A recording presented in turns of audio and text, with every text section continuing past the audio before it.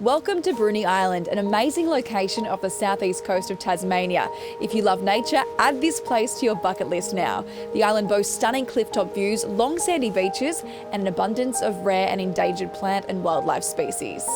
We're here to spend a few days with a group of amazing photographers. Throughout the series, we'll get to know them as they share some tips on a variety of photographic genres. Let's go meet the crew. Kevin, this place is absolutely wild. Where are we and what are we doing here? We're in Bruny Island, an island off the south of Tasmania. It's wild, it's rugged, but that makes for the best photographs, especially in this sort of weather. When you've got a little bit of rain, the mood of the light just changes all the time. We're here for a workshop, I believe. Correct, with 4 great photographers that love Fujifilm cameras because they're really an extension of you.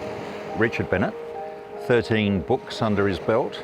Amazing. 46th year of shooting the Sydney Hobart. Beauty with Richard, he actually lives on Bruny Island, so you're seeing the best of Bruny Island from a photographer's perspective. Phil Caravita, another Tasmanian, shot weddings, family portraits, commercial work, and reinvented himself in his business to create these amazing books for business around Tasmania. Ian Vanderwald, commercial photographer from Melbourne, shooting very high-end commercial. And on top of that, you've got Bruce Pottinger. There's nothing that Bruce doesn't know about photography. So nearly 200 years of experience in photography. Great, Kevin. Let's get out there and explore. Let's go. We've got a great team and we cover all genres of photography, from landscape for cooking to nature to total creative. The best thing about this is that you get a bunch of people together, you take them to an awesome location, and then when you get back and you process the pictures, everyone's got a different image. And that's what photography is all about. The sun strikes the landscape at a low angle, which means that we have beautiful light in Tasmania. You book a trip like this to really build on your passion for photography. Come away with like-minded people, photographing some great locations, some great scenery, some wildlife, but build on that passion and learn to love your photography even more. One of the classic locations here is called the Neck. It's a narrow strip of land that separates north and south of Bruny Island. Ian Vanderwald has won numerous accolades for his landscape photography, and he joins us now. Well, here we are at the Neck on Bruny Island. We had every intention of doing a long exposure demonstration, but with long exposures, everything needs to be held really still and vibration free. It's a little less windy down below, but as we've gotten up here to near the top, we can see that there is no way we're going to be able to keep this camera still. So we're going to head off and see if we can find an area that's a little more sheltered, and perhaps we can do something there. Well, Ian, that didn't go to plan.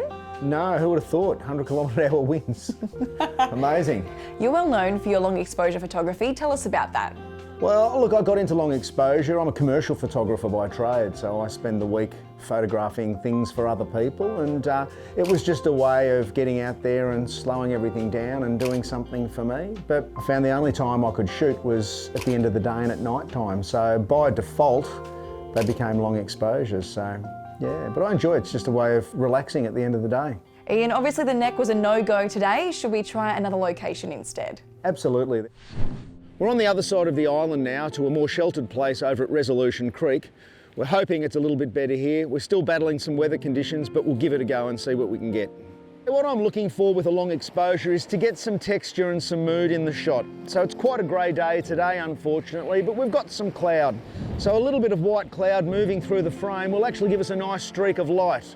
If we just took a normal short exposure, we just have a grey, boring sky. So it just enables us to get some more drama, some more mood and some more atmosphere into the scene.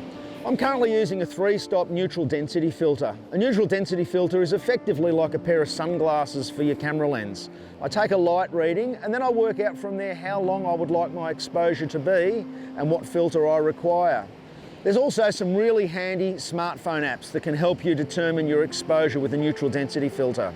You simply key in the exposure that you've determined without a filter, dial in the appropriate filter, and it will give you the correct exposure time for that filter. So you can work out very, very quickly what exposure you're going to achieve. You know, the old saying is, if you don't succeed, try again, and that's exactly what we've done here this morning. We could have slept in nice and cosy, but despite the rain and the winds, we got out of bed, and some of my best shots have come out of situations like this, so it's always worth the effort to get out and give it a go. In later episodes, we look forward to bringing you more from Bruny Island and all the great diversity it has to offer.